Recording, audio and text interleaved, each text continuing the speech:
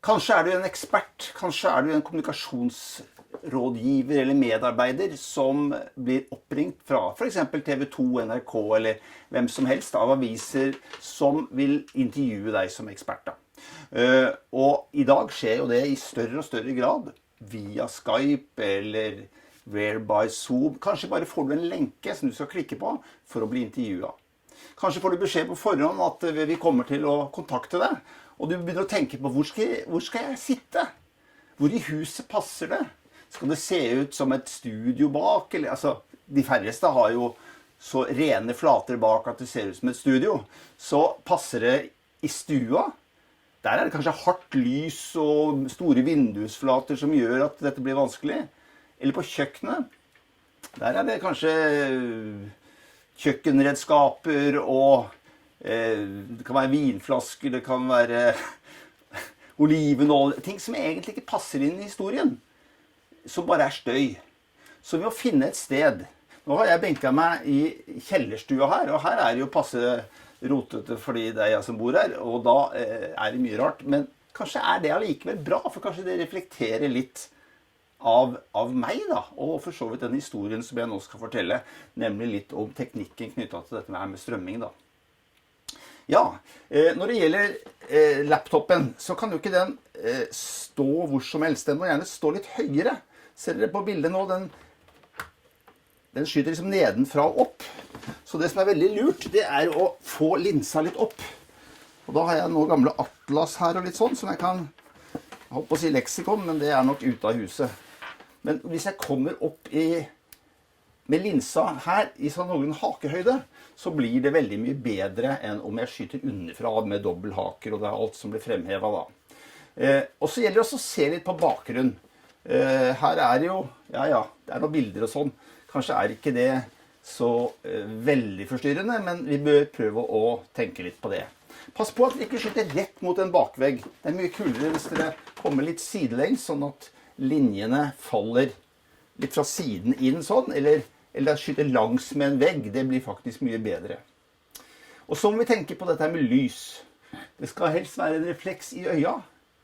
Hvis det er lite lys utenfra sånn som her, så har det ofte lett for å bli mye blått lys fra PC-skjermen. Det bør vi prøve å unngå, fordi at det er ikke særlig pent. Lys har jo farge. Utelys er blått, innelys er gult. Her har jeg også en bolampe. Hvis jeg slår på den, så ser dere at jeg blir ganske gul i ansiktet. Litt sånn, det blir liksom litt feil, fordi at resten av rommet har vanlig utelys. Jeg skulle gjerne sett at jeg hadde litt refleks i øya, og da kan jeg slå på en liten lampe her, som jeg har med sugekopp faktisk på laptopen min, som har litt bedre sånn blåfarge nå i forhold til utelyset da. Ja, og så er det med lyd. Det er jo lyd i laptopen, men den er kanskje ikke den beste lyden, for det er litt på avstand. Det kanskje blir litt hult også hvis det kommer lyd fra den som intervjuer deg via høyttaleren. Det som jeg vil anbefale, det er at dere bruker en sånn propp da, av den typen du bruker på telefonen din. Kanskje skal du bruke mikrofonen her. Hvis du putter den ned imellom her, så har jeg lyd her. Da blir det god lyd. Så er det mulig å skjule ledningen hvis man vil det. Kneppe opp noen skjorteknapper for eksempel. Og når det gjelder å høre intervjueren, så kan man jo bruke da den. Ja, nå går ikke det der, da må jeg ta opp en knapp igjen. Så går det an å høre på der.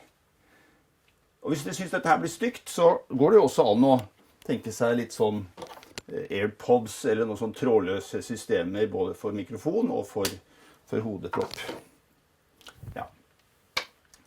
Så det er viktig med lyd, og det er viktig at den returlyden fra intervjueren din, den som intervjuer deg, at ikke den lager romlyd og ekko i rommet da.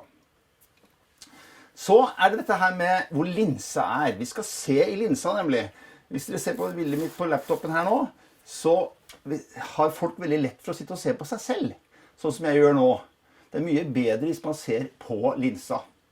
Og linsa hos meg, den har en liten LED-lys ved siden av seg, en liten grønn prikk. Det er det ikke alle som har. Mange laptoper har ingenting, så at du liksom lurer på hvor er egentlig den linsa. Og Og da kan det være lurt å sette en liten hvit teipbit ved siden av linsa, sånn at man vet hvor man skal se. Ja, da er det vel egentlig bare å sette i gang. Lykke til! Lykke til med å bli intervjuet hjemmefra i karantenetid, eller hva det måtte være.